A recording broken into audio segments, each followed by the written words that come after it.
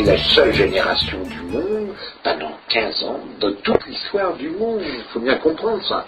Pendant 15 ans, ça a été le seul moment de l'histoire du monde où il n'y avait pas de maladie, pas de machin, il y avait de pognon. Donc on vit sur cette image. Enfin, tous les bobos, les Cohn-Bendit et autres ne vivent que sur cette image. Que sur cette image. Ils ne vivent pas sur autre chose, ils vivent sur cette espèce de société qu'on a connue. Tu refuses la nostalgie, souvent. Ah ben pas du tout, je ne suis pas du tout nostalgique de cette période. Mais c'est ambigu parce que souvent, quand tu parles de cette période, tu en parles un peu comme une parenthèse enchantée, et en même temps tu refuses la nostalgie. C'est pas une parenthèse enchantée, c'est une parenthèse de merde. C'est l'avant-guerre, c'est le Front Populaire. C'est le Front Populaire. Ah, je veux ma retraite à 42 ans. Bah oui, tu as ta retraite, une bonne retraite. Oui, il y a les armées allemandes qui arrivent, ils disent que pas de retraite du tout. Et c'est exactement ce qui se passe. Alors on a les divisions, qui sont les divisions européennes, qui viennent nous dire, attendez là, vous n'êtes plus au paradis là les enfants, oh, il nous faut notre pognon. Donc pour le moment l'Europe c'est le paradis. Ah regardez, on va faire des régions, on va faire éclater ces États qui vous respecter les cultures régionales, c'est super. Ces États qui nous disent, il n'y en a plus du tout. Mais bon, même il faut parler d'actualité, c'est étonnant la manière dont aujourd'hui le futur traité européen, qui quand même est quand même la fin de notre souveraineté budgétaire, c'est-à-dire que l'État peut... Ce qui est amusant, c'est que les révolutionnaires ont fait 89 pour dire c'est au peuple de décider l'économie du pays.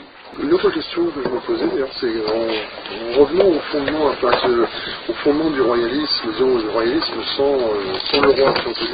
Est-ce que ça vous s'est rapproché un peu de gens comme Castoriadis ou c'est de la réflexion justement sur la démocratie directe, sur une forme de retour à... Évidemment. Mais pour le moment,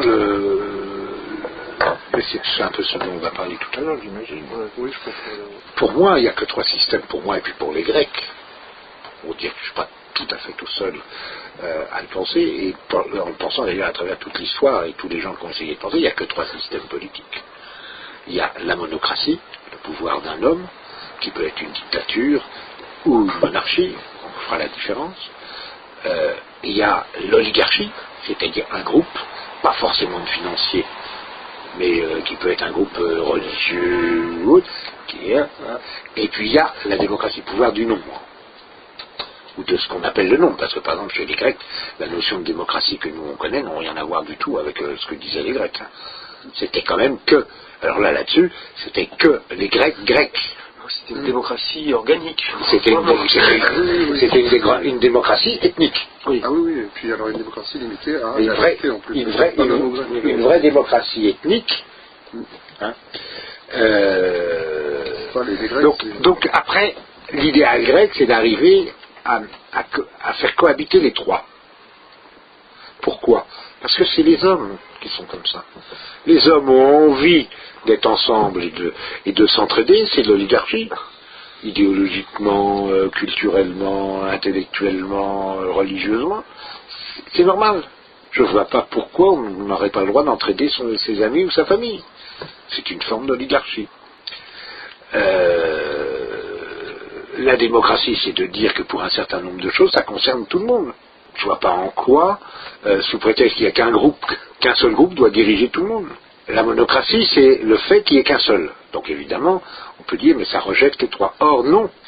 Si c'est une monarchie, c'est-à-dire si c'est le pouvoir, si c'est un pouvoir, non pas d'un dictateur qui fait un coup d'État, hein, mais d'un personnage, d'un homme ou d'une famille ou d'une institution, on peut toujours discuter de tout, qui fait l'union. C'est-à-dire parce que son pouvoir est légitime, et là c'est tout le problème de la légitimité du pouvoir, hein, et justement en France on a cette chance inouïe d'avoir dans la conception même de l'origine du pays, qui n'est pas un problème nationaliste ni ethnique, c'est le roi. Et le roi, c'est ce qu'on a appelé le sang royal. Alors, toujours difficile d'utiliser des mots, parce que les mots aujourd'hui sont piégés. Mais ce qu'on appelle le sang royal, c'est la famille royale. Et en France, à la différence des autres monarchies ou des autres monocraties, c'est que notre monarchie, elle, est très spécifique. C'est la seule d'Europe qui fait ça. Et c'est pour ça qu'en France, Parce que les gens ne se rendent pas compte, mais c'est ce qui fait cette particularité. J'ai pas dit cette originalité, j'ai pas dit cette supériorité. N'écoutez pas ça, je ne pense pas du tout que la France soit supérieure. Hein. Et c'est ce qui fait cette originalité, hein, c'est que, en France, pour mille et une raisons qu'on peut expliquer, hein, j'ai écrit un livre sur le sujet. Quel est le titre du livre, rappelle-le? Apostrophe sur les origines du royaume de France. Mais je vais continuer sur ce que je veux dire, éventuellement, si ça vous intéresse, je reviendrai sur le sujet. C'est que notre monarchie est légitime parce que c'est elle qui construit le pays. Sans la monarchie, il n'y a pas de France. Ça n'existe pas. La France n'existe pas, c'est pas un problème géographique. Moi, quand j'étais petit, parce qu'on avait perdu les colonies, on avait appris que c'était un hexagone, la France. Le seul problème, c'est qu'encore aujourd'hui, c'est toujours pas un hexagone. C'est que sous notre République, 5e République, le soleil ne se couche jamais. Nous avons Wallis et Futuna, et nous avons des terres donc c'est pas un hexagone, c'est autre chose. C'est une vague réminiscence de l'Empire britannique. Oui, enfin non. Donc tu te fais une certaine idée de la France, alors c'est la formule de De Gaulle, est connue, mais... Oui, parce que, je sais pas que je me fais une certaine idée, c'est pas ça, c'est que... moi, la France peut disparaître. Si les Français n'ont plus envie que la France existe, elle disparaîtra. Je ne suis pas du tout obsessionnel en point de dire, ah non, il faut que la France existe. Non, si les Français n'ont plus envie d'être Français, ça n'existera plus. Ouais. Sauf que j'aimerais quand même qu'ils sachent l'originalité et ce qu'ils vont perdre. Or, l'originalité, c'est cette chose totalement qui dure quand même depuis 15 siècles, c'est quand même pas si mal que ça. Hein. Cette création qui s'est faite, alors elle n'a pas été décidée, il n'y a pas eu quelqu'un. Alors la différence des constitutions, c'est pas qu'il n'y a pas eu quelqu'un qui l'a écrit en disant c'est comme ça pour 1000 ans. Hein. On n'est pas éclairien, nous. On fait pas un règne pour 1000 ans. C'est pas ça. Ça dure parce que c'est intelligent et parce que ça évolue. C'est la légitimité de la construction territoriale. Alors la construction, c'est pas seulement territoriale, c'est l'idée de la légitimité du pouvoir. La construction territoriale, si vous regardez l'histoire de France, à des moments on est ça, à des moments on perd un territoire, on en reconstruit un autre, on s'étend là-bas, on perd là. Enfin, c'est il y a que chez les nationalistes où on a une image de la France du précaré qu'on a grandi.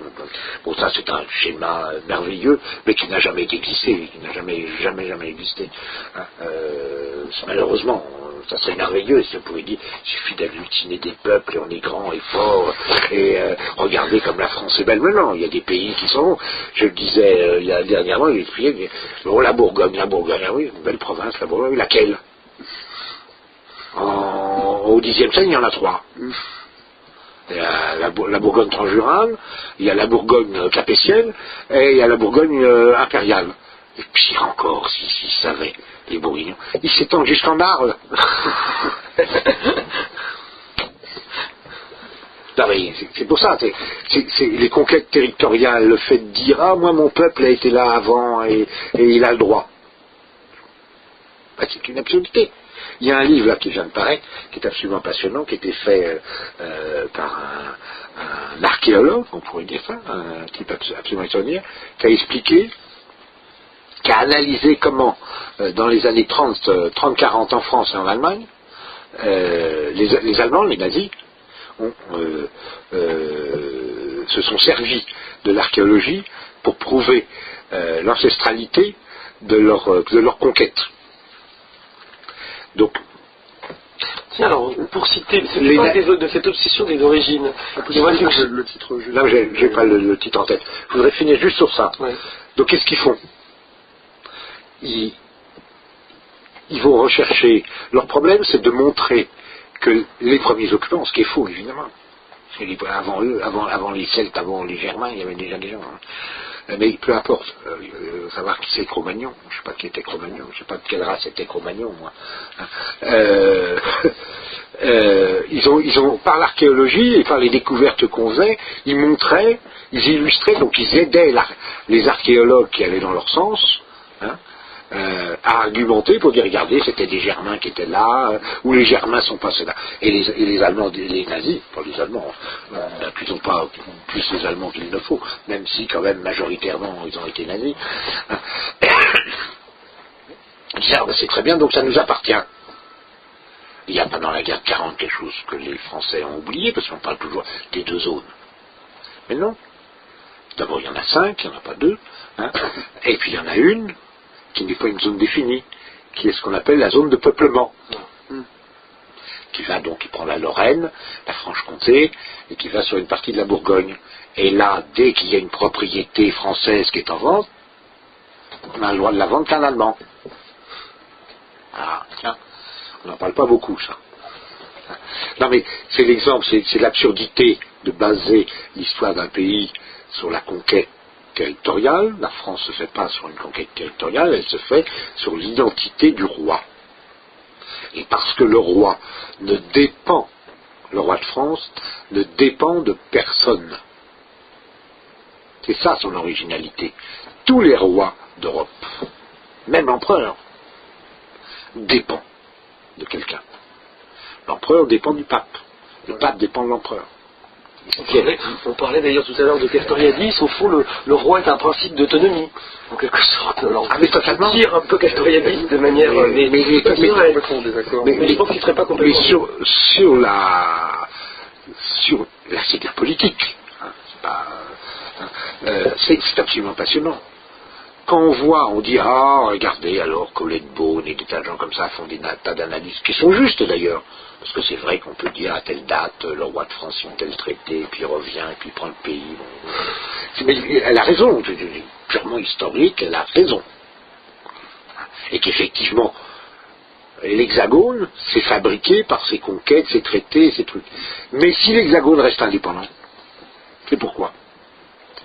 Parce qu'il est indépendant de l'empereur et du pape. Et si on doit remercier Philippe le Bel pour ça? Non, pas du tout. C'est Clovis qu'on doit remercier. Personnage que tout le monde oublie. Mais c'est Clovis, ça vient de Clovis. Enfin, pas de Clovis, puisque Clovis, lui, est dépendant de l'empereur d'Orient. Et il reçoit ses attributs de l'empereur d'Orient. Et puis Clovis ne prétend pas être roi de France. Il est roi des Francs. Et il administre l'Empire romain. Pas du tout pareil. Sauf que c'est justement par là, c'est de là que vient la différence. Sur le même territoire, il y a les Burgonds qui sont en Bourgogne, qui sont un peuple germanique. Il y a les Visigoths qui sont, comme on pourrait dire, un peu en Aquitaine et aussi du côté de Toulouse, qui sont, alors, et les Burgonds, et les Francs, et les Visigoths, c'est des peuples que les empereurs ont fini par considérer comme alliés. C'est un peu ambigu. Sauf que le statut est différent. Et on n'indique pas le statut. Les Visigoths sont un peuple allié à qui on donne un territoire. Ils ont erré pendant 60 ans, ils ont pillé l'Empire romain pendant 60 ans pour arriver. Hein, et finalement, les empereurs ont été contents qu'on leur a trouvé un endroit pour se mettre. Oui, je sais plus comment ça s'appelait, Alaric. Alaric, alors les lois d'Alaric, justement, c'est très intéressant, il y a 5 lois d'Alaric. Très intéressant. La première, c'est reconnaître le fédus, la fidélité. Quoi. Fidélité à l'empereur, armée d'auxiliaires, payée par l'empereur. Tout d'un coup, prenons l'exemple des Visigoths simplement, mais les Burgonds c'est pareil. Les Francs ça va être différent, je vous expliquerai pourquoi. Et c'est ça qui fait la différence en France. Les Visigoths sont payés par l'empereur, c'est une troupe d'auxiliaires, on les installe sur un territoire, il y a déjà des Gallo-Romains qui gardent leur territoire, et c'est des troupes militaires qu'on installe dans des villages. L'empereur ne peut plus payer, parce que l'empire se dégrade, parce qu'on ramasse plus de pognon, hein, donc on ne peut plus payer. Qu'est-ce que dit l'empereur?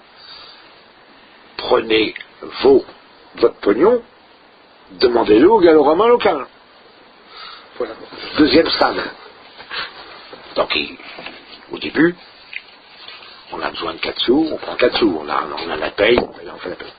Très rapidement, qu'est-ce qui se passe? C'est facile, t'as plus personne au-dessus de toi. Tu réclames un peu plus. Voilà. Hein? C'est logique. Qui ne ferait pas ça? L'État le fait continuellement, il n'y a personne au-dessus. Donc il passe son temps à nous piller. Et à augmenter sans arrêt, on ne sait pas pourquoi, tout d'un coup ça augmente. C'est pareil, c'est le même principe. C'est le même principe. Vous auriez dit aux gens du Moyen-Âge, vous savez, un jour l'État va vous piquer en 2012 70% de ce que vous gagnez. Mais Immédiatement, ils étaient égorgés, les mecs. Qu'est-ce que c'est que ça? Qu'est-ce que c'est que cette bête-là? mais là, on est au 3-4e siècle. Les Visigoths continuent, 4e siècle. Les 4e, 5e siècle. Les Visigoths continuent. Plus d'autorité, l'Empire d'Occident disparaît. Fin de l'Empire d'Occident, on peut toujours en discuter. Je sais pas du tout. Voilà, il cesse d'exister en tant qu'autorité. Ça dépend de l'Empire d'Orient qui est en pleine déconfiture. Rien à voir avec les Arabes. Les Arabes, c'est 5 siècles après. Hein, ne confondons pas tout. Hein. Donc c'est 5 siècles avant les Arabes. Et c'est pas les grandes, c'est pas l'arrivée des Germains sur la phase occidentale qui gêne l'Empire d'Orient. C'est plus complexe que ça, les raisons. Enfin, on va pas faire l'histoire là, on peut se marier, mais ça va être beaucoup plus complexe. Alaric, enfin pas Alaric, les princes visigothiques, étant de leur pouvoir.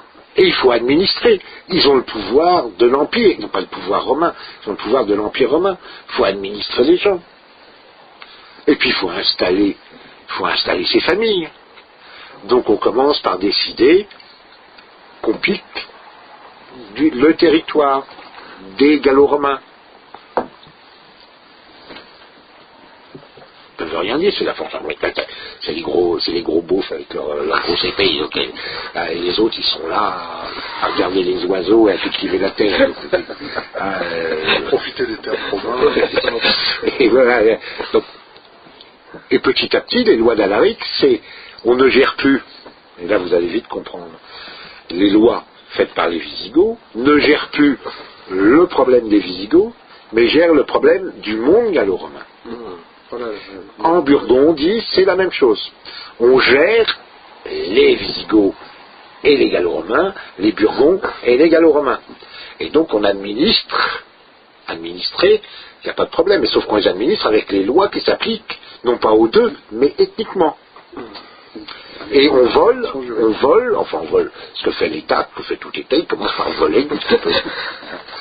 Bon, c'est un peu simplifié, les historiens pousseront des hurlements par rapport aux propos à foutre de toute façon.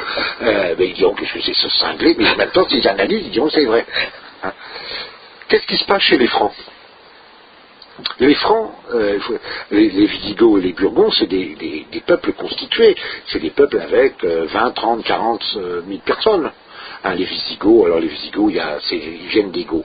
Les Goths, il y en a deux. Il y a les Ostrogoths. Les Ostrogoths, c'est ceux qui suivent le roi. Les Goths, pas les Goths.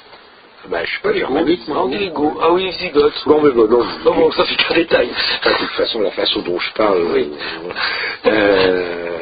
Celui qui prononce d'une certaine façon domestique le mot qu'il prononce. Plus vous le soumettez à la langue étrangère, plus vous vous soumettez à cette langue. Et plus vous pensez comme eux. Il ne faut jamais se soumettre à la langue étrangère. Jamais. Jamais. Donc moi je dis les Goths. Okay. Qu'est-ce qui se passe? Donc les Visigoths, donc c'est ceux qui suivent les princes. Ils ont fait un coup d'état autour de la mer Noire. Enfin, on ne peut pas parler de l'histoire des Goths. On pourrait faire une émission sur les Goths un jour. Pourquoi pas? L'actualité des Goths. Donc, les Francs. Qu'est-ce que c'est les Francs? C'est tout à fait quelque chose de différent. Les Francs, c'est quelque chose de différent. Pourquoi? Parce que c'est un peuple qui n'existe pas. Les Francs, en fait, c'est des Germains. Enfin, c'est des tribus, des toutes petites tribus germaines, hein, qui sont, on pourrait dire en Hollande, pour simplifier, hein, le lac Fuego, je crois que c'est comme ça, de l'Empire romain, donc l'embouchure du Rhin. Or, au IIe siècle, sans qu'il y ait besoin de voitures et de machines industrielles, il y a eu une montée des eaux. Qui fait... Oui, non, mais déjà les eaux, on sait pas, à moins que ça soit les Romains... C'est une sorte de réchauffement climatique. Exactement. C'est la fin d'une mini-période glaciaire. Vous rigolez, non, mais je ne rigole pas. Sans qu'il y ait besoin de l'homme, il y a déjà un réchauffement climatique qui fait que toutes les terres la Hollande, on voit bien, mais toutes les terres du nord et tout autour de l'embouchure du Rhin sont inondées. Donc ces peuples qui vivaient, moitié de pêcheurs d'ailleurs, mais qui vivaient sur de la terre ferme, tout d'un coup ils sont obligés de déménager, ils n'ont plus rien sur la terre ferme, parce qu'il y a 20 cm d'eau partout, il n'y a pas 3 mètres, donc ils sont poussés vers la Belgique, ce qu'on appelle la Belgique seconde dans l'Empire romain, c'est-à-dire le sud de la Belgique, la partie francophone de la Belgique actuelle, ce qui vous explique ce qui vous explique aussi pourquoi cette partie-là parle français et pas l'autre. Et ça vient de loin, vous voyez, ça vient pas d'un côté. Ils se réfugient là. Évidemment, les Romains veulent pas. Qu'est-ce que c'est que ces pouilleux qui viennent nous envahir? Logique. Donc on les rejette. Et puis il y a des moments où l'Empire romain est un peu plus faible, les Français rentrent, foutent une pilée. Puis finalement, on comprend que c'est plus utile de les acheter, d'en faire un peuple fédéré, et de s'en servir comme troupe de secondaire. Donc on les installe dans la partie. D'ailleurs, vous avez, et cette partie, elle est du côté de Douai, Lille, Douai, etc. Et de là, on les installe. L'Empire romain leur donne les droits de peuple fédéré. Mais ils ne sont pas nombreux. On considère que quand Clovis a fait la conquête, il y a à tout casser 10 000 ou 15 000 personnes qui sont francs. C'est ridicule. Donc c'est vraiment un type. On installe d'autres francs. Soyons précis, les francs, il y a deux sortes de francs. Il y a ceux qui, fuyant la flotte, vont passer sur la rive du Rhin, qu'on va appeler les francs ripuaires. Eux vont participer à l'Empire romain. Des femmes d'empereurs, pas des impératrices, mais des femmes d'empereurs, sont francs. La bataille qui sépare l'Occident et l'Orient de l'Empire romain, les deux chefs, les chefs de chaque côté de ces gars sont de 2 francs. Vous pouvez dire que ça va loin. Et c'est des francs ripuaires, d'où va venir Charlemagne. De l'autre côté, les francs, on dit saliens. Les francs saliens, c'est un tout petit truc. Sauf qu'ils sont dans la Belgique seconde. La Belgique seconde, donc c'est grosso modo de Lille, Reims, la Picardie, j'exagère un peu, mais presque.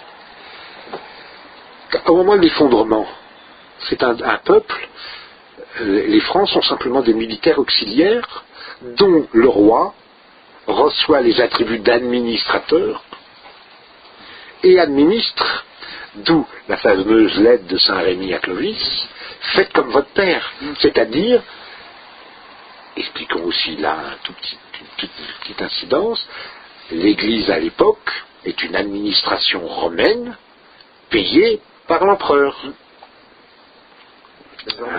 Donc, qu'est-ce que demande Saint-Rémy? Faites comme vos pères, continuez-nous à nous payer.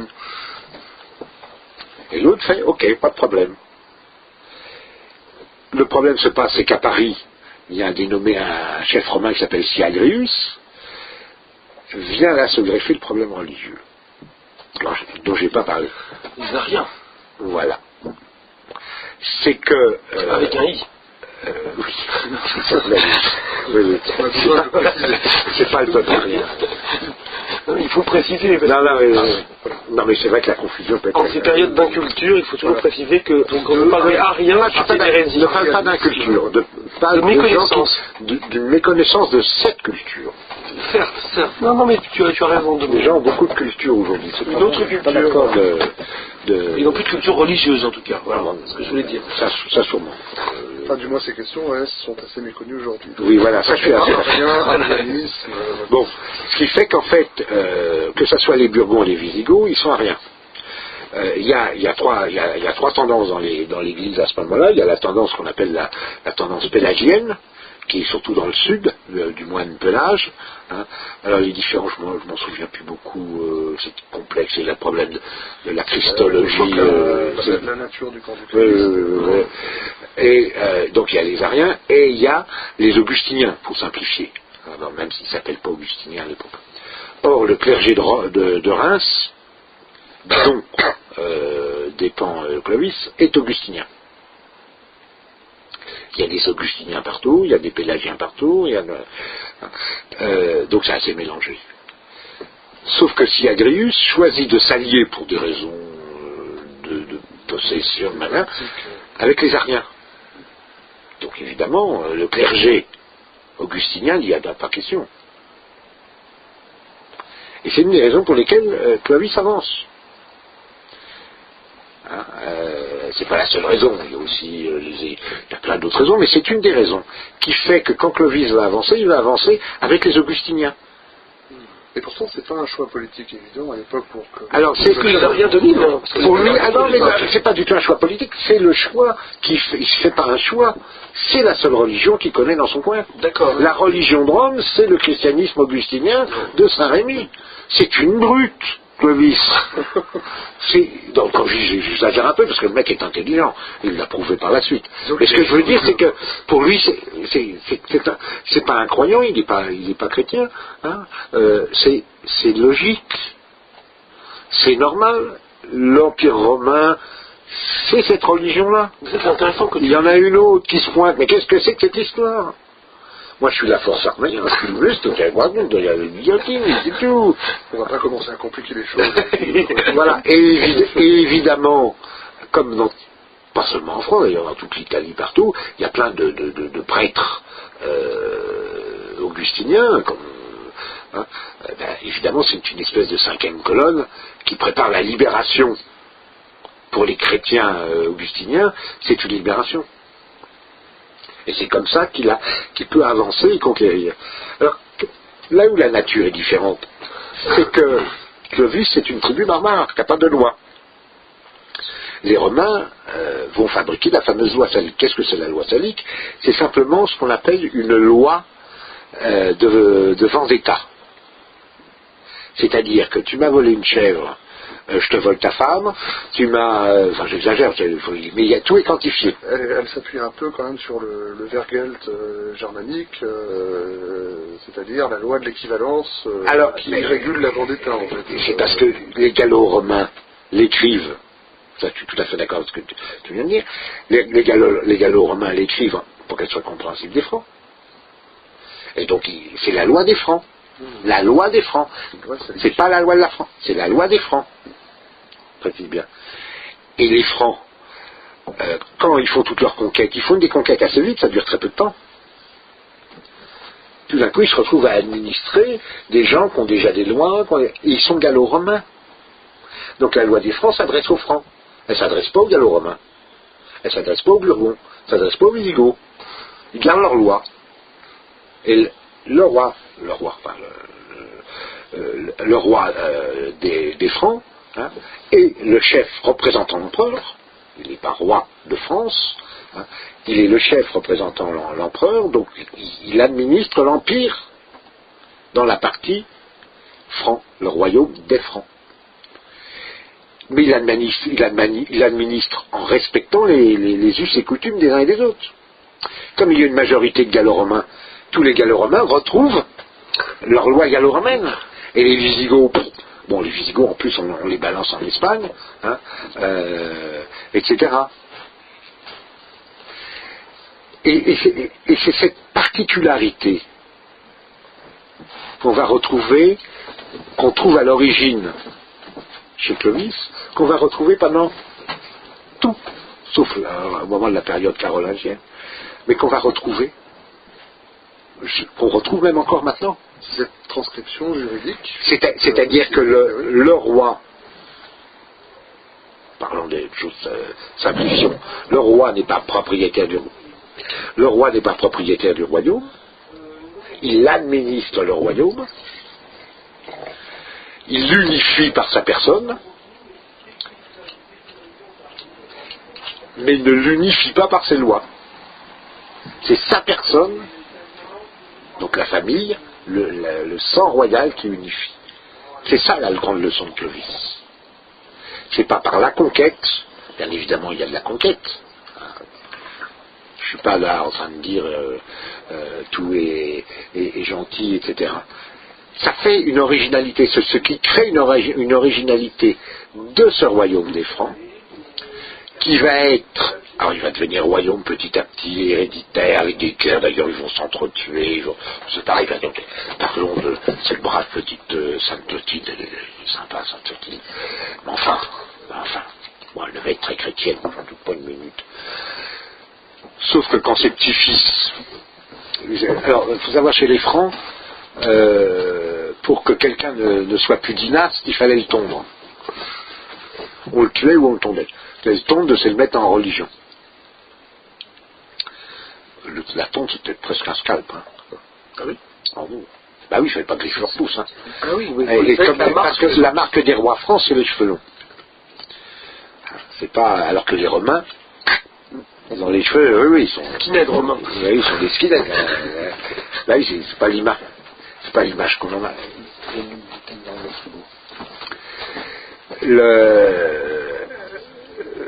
Bien évidemment, les bagarres entre les princes francs, tout ne s'établit pas comme ça du jour au lendemain. Les rois francs, c'est 250 ans d'histoire.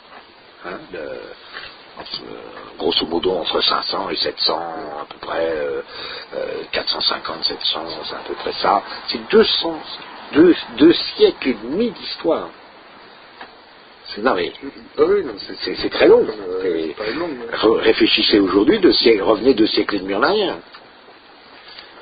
On revient à la Révolution française, quoi. Bah oui, mais donc on imagine ce qui a pu changer, parce que ça changeait aussi pareil à l'époque. Donc les choses se sont faites petit à petit. Donc les petits-fils, les petits-fils de Clovis s'entretuent pour récupérer un territoire.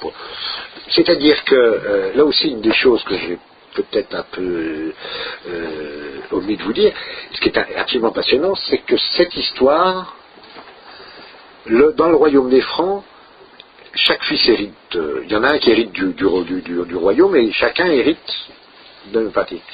Voilà, mais si, c'est le problème qui va se poser. C'est tout à fait germanique, sauf que, et c'est ça qui est absolument surprenant, et c'est rare, et ça n'existe pas chez les Visigoths, ça n'existe pas chez les Burgonds, ni chez les Ostrogoths, ni chez les Lombards, ni tout ça, c'est que, à la mort, on réintroduit la province dans le royaume, la province ou le mini-royaume ou le mini-duché, appelez-le comme vous voulez, on le réintroduit. Ce qui fait qu'en 2 siècles et demi de monarchie mérovingienne, il y a 4 rois qui sont uniques, qui administrent toute la France. C'est toujours difficile aussi, là, c'est pas ce qu'on entend nous par France en tout cas. Les prémices de la France occidentaliste. C'est cette idée, et ça on est le seul endroit où ça se fait. Et ça, c'est une originalité des Francs qui se fabrique par justement le fait que le roi est l'unificateur et non pas le propriétaire. Problème qu'on va retrouver au XIIIe siècle. Ça vous intéresse d'en parler. Mais quand je parle des Francs, c'est pour ça que j'en parle, parce que c'est de la nature. Il y a une autre nature qui est fondamentale à la France, qu'on a du mal à accepter aujourd'hui, avec tous les gens qui viennent de l'étranger. Mais on est le seul pays d'Europe qui, malgré toutes les vicissitudes, applique ce qu'on a appelé l'édit de Caracalla. L'édit de Caracalla... L'extension de la citoyenneté... C'est pas exactement ça. Justement. Dans l'Empire romain, il y avait ce qu'on appelait les provinces sénatoriales. Par exemple, la Provence, le Languedoc étaient des provinces sénatoriales. Avant, c'était des provinces romaines, mais qui dépendaient du Sénat de Rome. Avec la conquête de Jules César, c'est la conquête impériale. C'est une colonie impériale. C'est des colonies impériales. En 212, Caracalla dit « Je donne la citoyenneté impériale, pas romaine, ce ne sont pas des citoyens romains, c'est une citoyenneté impériale égale à tous les peuples. » C'est une vraie révolution, ça n'a jamais existé. C'est une vraie révolution. Or en France, ou ce qui va devenir la France, chez les Gallo-Romains, chez les Gallo-Romains et chez les Francs, qui, je le répète, sont les héritiers de ce truc-là, ils vont l'appliquer. Et comme ils ne sont pas allez, moi je dis 15 000, peut-être que quelqu'un me dira que non, qu'ils étaient 30 000, mais bon, voilà. Ils étaient ridicules par rapport au reste de la population. Ils appliquent ce truc. Mais ils se sont Tous aussi, les Germains, que ça soit des Burgonds, que ça soit des Alains, que ça soit des Visigoths, que ça soit des Gallo-Romains, la même citoyenneté pour tout le monde. Ce qu'on a appelé le droit du sol.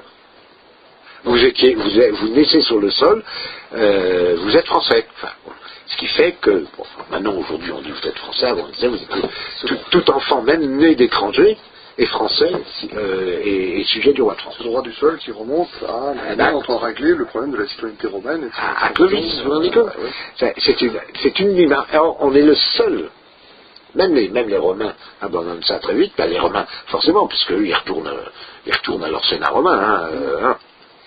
Et puis les peuples lombards, etc., eux, c'est tout pour eux et pas pour les autres. C'est la loi du plus fort. Non, en France, non. Il y a ces deux notions qui partent. On a du mal à comprendre parce que elles durent au jour. Encore aujourd'hui, c'est la nature même. Même quand les révolutionnaires de 89 vont inventer le nationalisme, ils vont se servir de ça.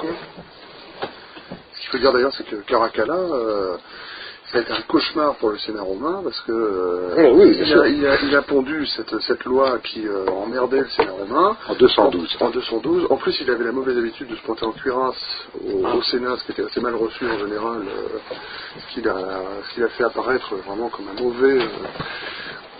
Comme l'archétype du mauvais empereur et de l'empereur brutal, et en plus il pond cette loi qui met sur le même plan les provinces impériales, les provinces sénatoriales, enfin c'est perçu comme une véritable et surtout qu'il donne aux provinces impériales, il donne un droit, c'est ça qui est surtout important. Je crois. Bon. J'aimerais revenir, puisque donc, tu l'as un peu évoqué à l'origine, on parlait du royalisme au tout début de cette émission, et c'est vrai que pour beaucoup de gens qui ne connaissent pas forcément l'histoire de l'idée royale et de l'idée royaliste, le royalisme est assimilé depuis quelques années à une critique radicale de la démocratie et à une défense de l'ordre et d'une sorte de monocratie. Et moi, ce qui m'intéresse aussi dans tes propos, c'est que justement tu n'opposes pas du tout le royalisme et le roi à la démocratie, donc à la liberté qu'ont les citoyens de s'administrer eux-mêmes. Voilà.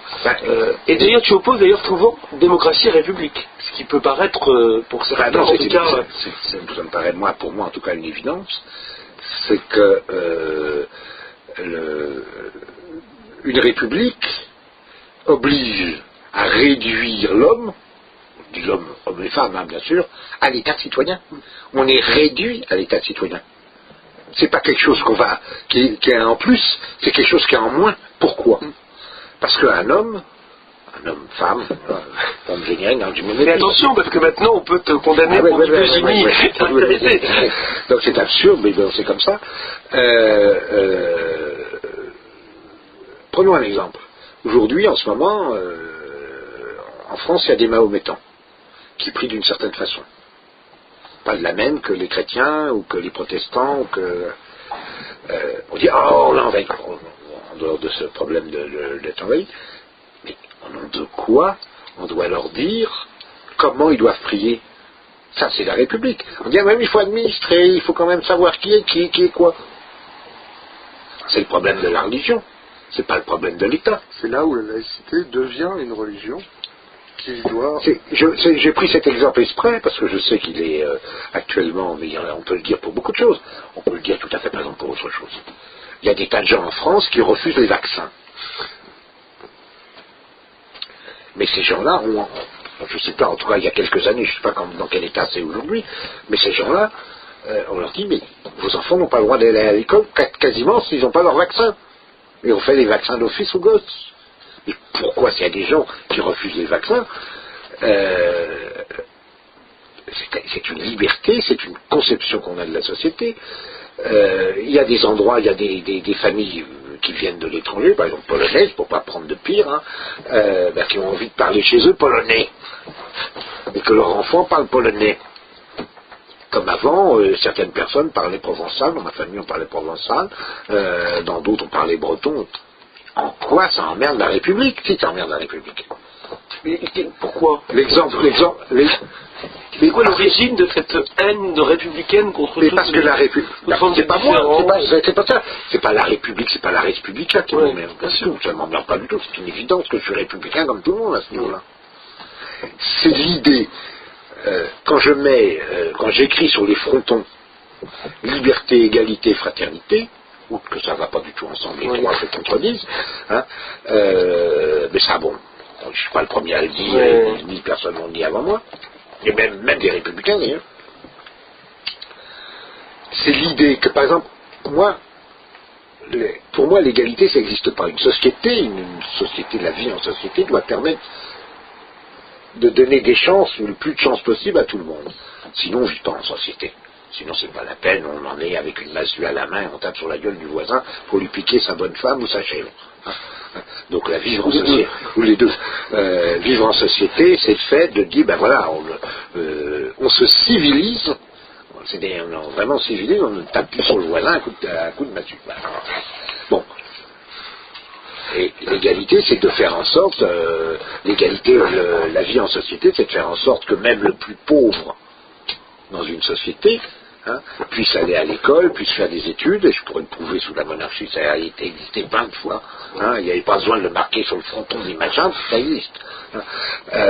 C'est cette idée, cette idée que on n'est pas égaux, je suis désolé, il y en a un qui est gros, il y en a un qui est maigre, il y en a un qui est petit, il y en a un qui est grand, ben voilà, ben oui, il y en a un qui est noir, il y en a un qui est jaune, il y en a un qui est bleu, ben oui.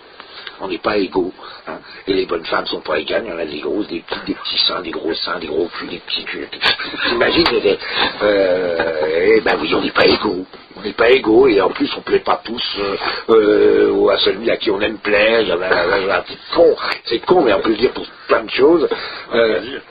On n'est pas égaux. Bon, ce qui ne veut pas dire qu'on ne doit pas essayer de faire en sorte que tout le monde vive dans la société, ensemble. Je ne pense pas que dans la République, justement, dans les conceptions républicaines, on le voit surtout à partir de 92-93, il y a une obsession de l'homogénéité. Il faut que le peuple soit une sorte de corps massif. C'est le peuple. Oui.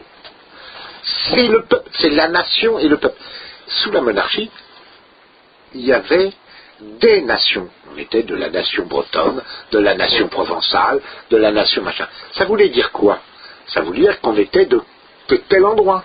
Et là, on peut reprendre effectivement la thèse de Bouton, nation-naissance, ça avait un sens.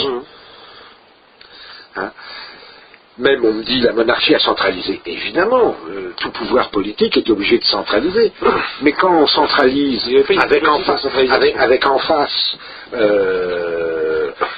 des gros pouvoirs comme les parlements, les rois ont passé leur temps à les museler, à pas les museler, à les redonner, et encore il y avait en France, c'est complexe, il y avait plein de systèmes différents suivant les régions, la façon dont vous avez été annexés, dans la façon dont le roi avait reconnu les libertés locales et autres, donc c'est complexe. C'est facile d'aller faire comme ça une espèce de truc en disant c'est ça et pas autrement. Et le roi, ça le faisait chier. Il faut savoir que le roi, ça le faisait chier sans arrêt. Il faisait une loi, il n'avait même pas le droit de déclarer la guerre, imbécile. Il ne pouvait pas lever un impôt. C'est que le roi ne pouvait pas lever un impôt. Le problème du 20e, par exemple, c'était horrible. T'imagines aujourd'hui, regarde, là, ils ont décidé de faux. On réunit 400 cons qui disent oui, on est d'accord, il y a un impôt. Putain, c'est sous la monarchie des rois. Pour eux, jamais ils auraient imaginé une société où on peut additionner comme ça les choses indéfiniment. On demande aux Français leur avis sur un sujet, ils disent merde, on dit on n'en a rien à foutre, on le fait quand même. Alors, revenons un peu d'ailleurs sur l'actualité, François. C'est pour ça que je ne suis pas républicain. Ouais. C'est parce que, et si on regarde l'histoire de la République depuis 89, on déclare la guerre à la Vendée parce qu'ils veulent garder leur curé, ils ne veulent pas aller faire la guerre. Et on rase la Vendée. Ça, c'est la très belle phrase que André Vajda prête dans son film à Robespierre, qui est sur qui dit c'est malheureux, mais il faut faire le bonheur du peuple contre lui-même. Bien sûr. Bien sûr. Mais qu'est-ce que c'est que cette idée? C'est un truc ça s'appelle comment? Le totalitarisme. C'est Pol Pot.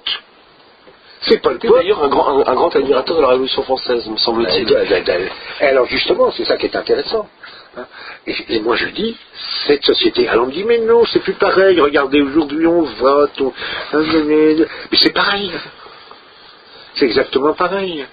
Le nain de jardin, là, qui était là encore il y a 6 mois, il faisait de n'importe quoi. Le nain de jardin, c'est Sarkozy. Oui, c'est le nain de jardin. Je devrais peut-être pas dire ça. Non, mais... Je peux dire, là, sur l'antenne de Radio Samovar. Sur l'antenne de Radio Samovar, tous les propos sont autorisés. Il faisait n'importe quoi. Exactement. Il faisait n'importe quoi. Il disait, tiens, j'ai besoin d'un avion aussi gros que celui de l'américain. Les Français n'avaient pas à bouffer, il y avait eu 10 millions de personnes qui vivaient du RMI mais ce con, il se fait un avion. Pour pouvoir se promener à travers le monde entier, de regarder mon bel avion. Un avion que François Hollande a gardé. C'est pas facile de revendre un avion. Pour une petite question d'actualité. Pour moi, c'est pire que les rois n'ont jamais réussi à faire ça. Je vais donner un exemple simple. Versailles, c'est 3 siècles. 3 siècles de travail. C'est le budget en 3 siècles d'un sous-marin nucléaire. Et on préfère Versailles au sous-marin nucléaire. Ça, c'est le miracle de la société industrielle. Non, mais c'est pour dire que même une décision du roi, dit, je décide de... Eh ben, ça prend du temps. Je voudrais la galerie des glaces. Pour la galerie des glaces, on crée Saint-Gobain.